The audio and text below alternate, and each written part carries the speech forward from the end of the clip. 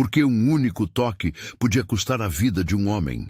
Imagine a poeira do deserto levantando-se no cortejo, o brilho do ouro refletindo o sol e, num gesto reflexo, uma mão pousa sobre a arca, e o grito que segue muda para silêncio. Essa pergunta é o coração deste mistério. Por que a Arca da Aliança, objeto sagrado das Escrituras, estava envolta em regras tão rigorosas que tocar nela aparentemente trazia morte? Neste vídeo, vamos acompanhar desde a ordem recebida no Sinai até as hipóteses teológicas e naturais que tentam explicar esses episódios, sem perder o respeito pela dimensão sagrada das tradições. Tudo começa nas encostas do Sinai, quando, segundo a narrativa bíblica, Moisés recebe instruções precisas sobre como a comunidade deveria construir um lugar de encontro entre o céu e a terra. Não foi um projeto improvisado. Cada medida, cada material, cada detalhe tinha um propósito e significado. Para executar essa obra, Deus escolhe artífices talentosos, Bezalel e Oholiabe. O texto descreve-os como homens dotados de habilidade extraordinária, não apenas técnicos, mas artesãos que combinavam conhecimento de materiais, finura estética e sensibilidade religiosa. Bezalel, em particular, é apresentado como alguém cheio do espírito, capaz de trabalhar metais, madeira e tecidos de forma que a peça final se tornasse, além de funcional, uma representação física do que se considerava a presença divina. Os materiais pedidos são raros e carregados de simbolismo. Madeira de acácia para a estrutura, folhas de ouro cobrindo o interior e o exterior, e tecidos coloridos em azul, púrpura e escarlate para o tabernáculo. A madeira de acácia foi uma escolha prática e simbólica. Era resistente a pragas e a variações de umidade e tinha um tom de vida no ambiente árido. O ouro, por sua vez, comunica glória e pureza, mas sua presença também coloca a arca no centro de uma tensão entre o visível e o invisível. Um objeto humano revestido para conter algo que, por definição, é inacessível à mão comum. Sobre a construção, há detalhes técnicos que ajudam a imaginar a peça. As medidas transmitidas pela tradição, 2,5 côvados de comprimento, 1,5 de largura e 1,5 de altura, transformam-se, em termos aproximados, em pouco mais de 1,10 m de comprimento por cerca de 67 centímetros de largura e altura, se usarmos valores correntes para o côvado. A arca era, portanto, compacta, mas não pequena. Era um receptáculo preparado para abrigar itens cuja presença funcionava como testemunho do pacto. As tábuas da lei, a vara de Arão que floresceu e o pote do maná. Esses objetos reunidos dentro da arca não eram meras relíquias. Eram sinais concretos da aliança, lembranças de como Deus se anunciou e agiu em favor do povo. A técnica de acabamento também merece atenção. A estrutura era de madeira, possivelmente montada com encaixes e suportes internos capazes de manter a forma sem deformações, e revestida por dentro e por fora com folha de ouro. Folha de ouro é um tipo de laminação muito fina, trabalhada por martelagem e assentada sobre a madeira com algum adesivo natural ou método próprio de forra. Esse revestimento dá brilho contínuo, cria superfície condutora metálica e protege a madeira em ambientes secos. Nas laterais, argolas e varais, varetas de transporte, eram projetados para percorrer anéis fixados com estabilidade. Esses varais, de acordo com as instruções, deveriam permanecer inseridos durante o transporte. Era assim que se garantia que ninguém tocasse diretamente na arca. No topo, a tampa, o propiciatório, era ornada por 2 querubins, voltados um para o outro, idem ao lugar onde se supõe que a presença divina pairava. A imagem dos querubins tem força simbólica. Não são meramente decoração, mas parte do lugar onde o divino encontrava o humano. Era sobre essa tampa que se manifestaria a glória, o encontro, a autoridade. E é também esse conjunto, a caixa revestida, a tampa sagrada, o interior com as testemunhas do pacto, que torna a arca um objeto de regras rigorosas. As regras em torno de como lidar com a arca são tão estritas quanto os detalhes de sua construção.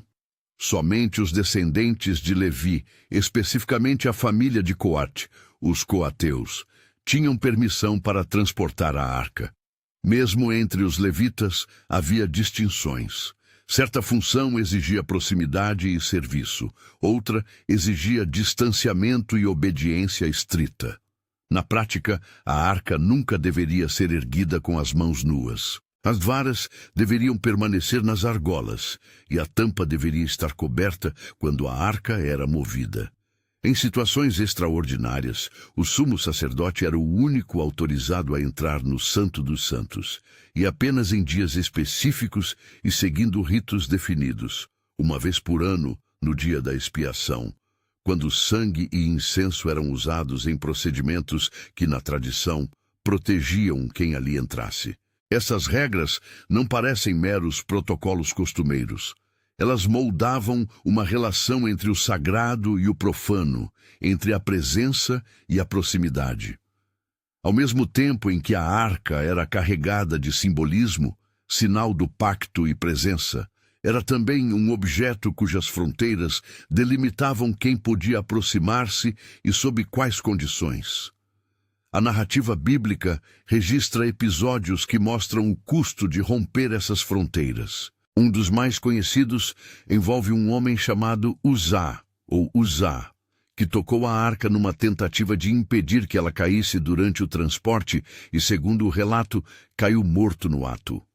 Outro ponto da tradição mostra o rei Davi, que inicialmente tentou levar a arca de maneira que depois foi considerada indevida. O evento terminou num confronto de consequências e numa reorientação do modo de transportar o objeto. Esses episódios funcionam na narrativa como advertências sobre a necessidade de obedecer às instruções. Aqui, a infração não é um detalhe técnico, mas uma desobediência com consequências graves. Ao longo da história biográfica da arca, ela também aparece no contexto de guerra e de derrota. Em algumas narrativas, o povo busca a arca como sinal de que a presença divina garantirá a vitória, como no episódio de Jericó, em que a arca acompanha o cortejo que cerca a cidade e em que o poder de Deus se manifesta em forma de queda das muralhas. Em outro momento, a arca é capturada pelos filisteus, que a exibem com a esperança de demonstrar que o Deus de Israel foi derrotado. A narrativa descreve, porém, que a presença da arca produz efeitos sobre os que a detêm. Imagens caem, pragas e aflições surgem e os filisteus, incapazes de suportar a coisa, acabam devolvendo-a. Esses relatos ressaltam novamente o caráter complexo do objeto, não um amuleto manipulável, mas um sinal cuja presença impõe uma dinâmica de poder que incomoda e exige explicação. Como então responder à pergunta do título? Por que ela matava quem tocava? Existem duas linhas principais para tentar responder, que precisam ser mantidas separadas e compreendidas em sua diferença. A primeira é a explicação teológica, ritual. Aqui, a morte é entendida como consequência da santidade da arca e da violação de ordens divinas. A arca, nesse quadro, não mata por vontade própria. A morte é a expressão narrativa de um juízo que decorre da transgressão das regras que delimitam o contato com o sagrado. A presença de Deus, no entendimento bíblico, não é neutra. Ela exige preparação, purificação e obediência. Toque imprudente é tratado como uma profanação. Nesse sentido, os episódios servem como ensino sobre a absoluta necessidade de respeitar limites quando se trata do divino. A severidade das consequências reforça a ideia de que não se pode instrumentalizar a presença de Deus, usá-la como garantia de sucesso político ou militar, nem tratá-la como se fosse parte do mobiliário comum. A lição não é uma ameaça gratuita, mas uma chamada séria à reverência e à disciplina comunitária. A segunda linha é especulativa e busca oferecer explicações físicas possíveis sem negar ou reduzir o alcance da leitura teológica. Entre as hipóteses que surgem em discussões públicas e acadêmicas está a ideia de que a composição construtiva da arca, madeira isolante revestida por metal condutor, poderia, em determinadas condições ambientais, comportar-se de maneira análoga a um capacitor elétrico. Em linguagem acessível, um capacitor é um dispositivo que armazena cargas elétricas entre duas superfícies condutoras separadas por um material isolante. Se você tiver duas camadas de metal com um material isolante entre elas, poderá acumular energia elétrica entre as camadas. Se essa energia for liberada de forma abrupta através de alguém que faça contato, pode gerar uma descarga. Na arca, a madeira de acácia funcionaria, num cenário hipotético, como isolante entre camadas de ouro por dentro e por fora. As folhas de ouro, por sua vez, seriam as superfícies condutoras. Em ambientes muito secos e com presença de partículas carregadas, pense em tempestades de areia, atrito de tecidos e movimentos constantes durante o transporte. Poderia ocorrer acúmulo de tensão. Se essa tensão tivesse um caminho de descarga através de um corpo humano que tocasse a superfície metálica, o efeito poderia ser danoso. É importante, no entanto, contextualizar essa analogia técnica com uma série de ressalvas. Primeiro, a arca não foi projetada sabendo-se o que entendemos hoje por eletricidade. A analogia é retrospectiva. Segundo, para que uma descarga elétrica fosse letal, seriam necessárias condições específicas de diferença de potencial e caminho de descarga.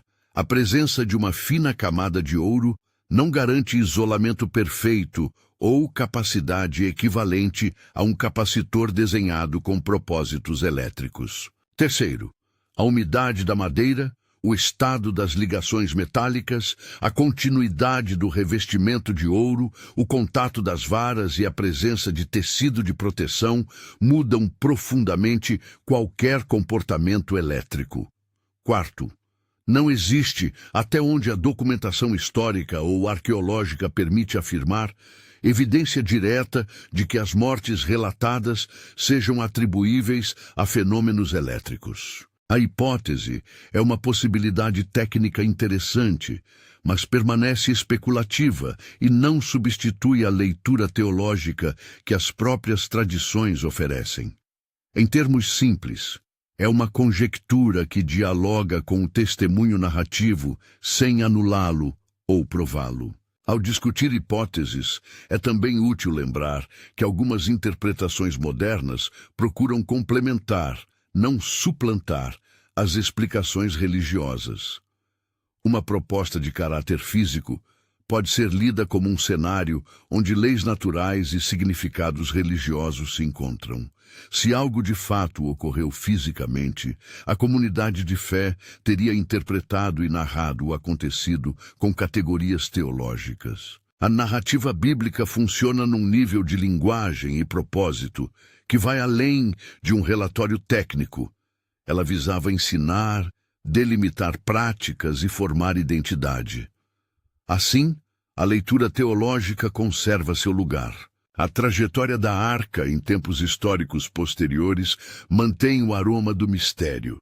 Depois do período dos juízes e durante a monarquia, a arca é central em cultos e em política. O episódio em que Davi leva a arca a Jerusalém mostra tanto reverência quanto falha humana. Um transporte inicialmente indevido é corrigido por uma experiência que muda a maneira de lidar com a arca. Mais adiante, relatos indicam que a arca deixou de ser visível na tradição pública. Durante o cerco e saque de Jerusalém pelos babilônios, há um ponto de inflexão. O templo sofre destruição, muitos objetos sagrados desaparecem do registro público, e a arca, depois disso, não aparece mais nas fontes canônicas de maneira clara. Dessa ausência nasceram múltiplas teorias e tradições. Uma das mais duradouras é a etíope. Na igreja de Santa Maria de Sião, em Aksum, há uma tradição que afirma que a arca teria sido levada para a Etiópia por Menelik I ou por outros agentes, onde teria permanecido como objeto de culto e guarda. Essa tradição é vivida e reverenciada por muitos, mas do ponto de vista da metodologia histórica, oferece problemas de verificação. O acesso ao objeto é reservado e a documentação pública é escassa. Outras hipóteses falam de um ocultamento deliberado antes do cerco babilônico. Joseph, Jeremias ou servos do templo teriam escondido a arca em câmaras subterrâneas ou em túneis para preservá-la. Uma terceira possibilidade é a destruição. Os invasores teriam despojado e destruído o mobiliário sagrado. Os registros arqueológicos e as fontes externas não fornecem, em última instância, prova conclusiva de nenhuma dessas alternativas. A dificuldade de escavar em locais sensíveis, como o Monte do Templo, complica ainda mais qualquer investigação arqueológica definitiva. Também há relatos de buscas e iniciativas modernas, desde peregrinações a Aksum até propostas de escavações em sítios relacionados à tradição. Há desejo e interesse persistente, mas a ciência arqueológica encontra limites práticos e éticos ao trabalhar com espaços considerados sagrados por diferentes comunidades. Esses limites ressaltam o caráter, ao mesmo tempo histórico e profundamente religioso, do problema. A arca não é apenas um artefato, é um símbolo vivo para comunidades inteiras. Voltando ao temor e à reverência que cercam o objeto, vale dizer que as narrativas que descrevem mortes ao tocar a arca funcionam como elementos formativos para a comunidade. Elas criam uma disciplina ritual que protege simbolicamente a distância necessária entre o humano e o divino. Se, em alguma circunstância, existiu um evento físico que reforçou essa disciplina, a leitura tradicional o transformou em memória normativa. Não se trata de uma superstição improvisada, mas de um conjunto de práticas que definiram identidade, hierarquia e cuidado com o sagrado. Ao mesmo tempo, devemos resistir a duas tentações perigosas. A primeira é reduzir essas narrativas a mitos, sem reconhecer sua força normativa e sua função na formação do povo.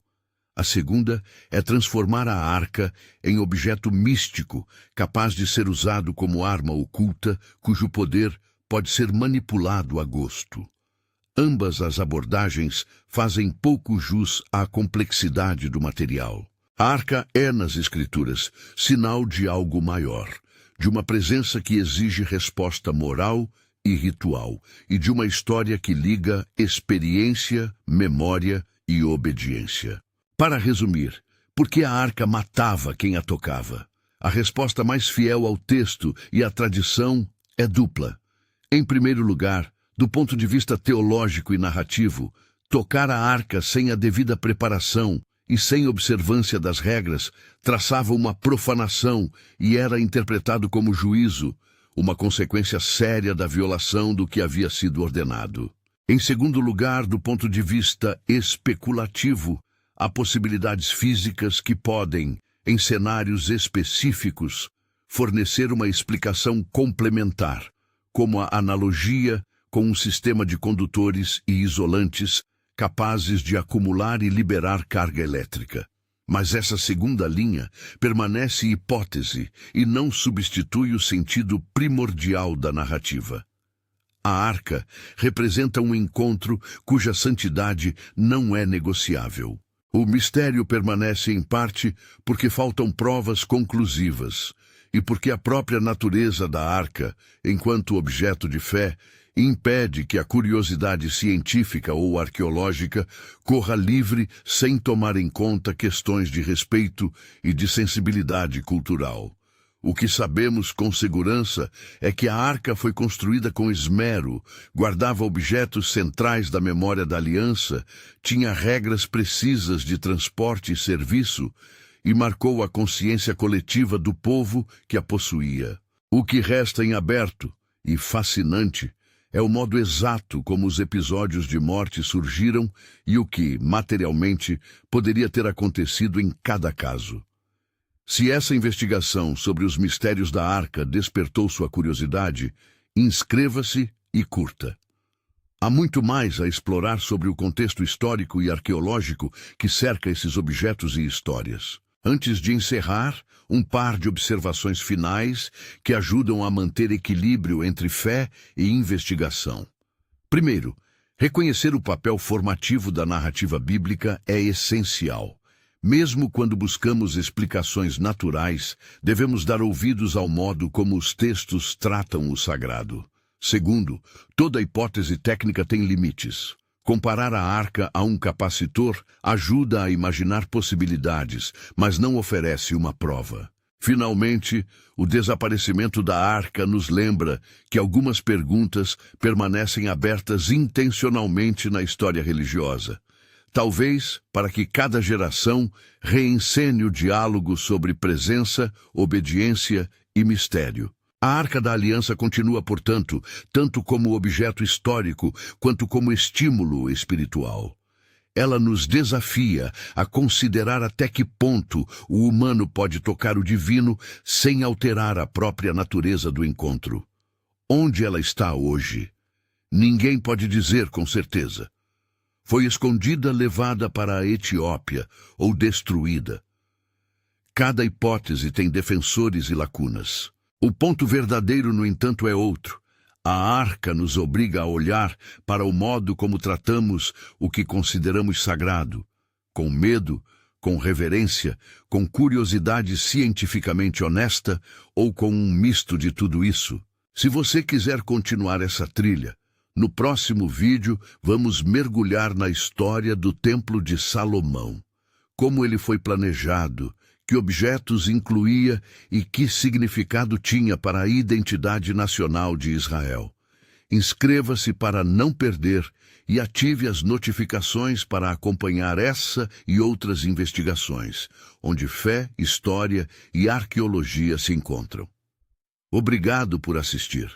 Que a busca por entendimento venha sempre acompanhada de respeito.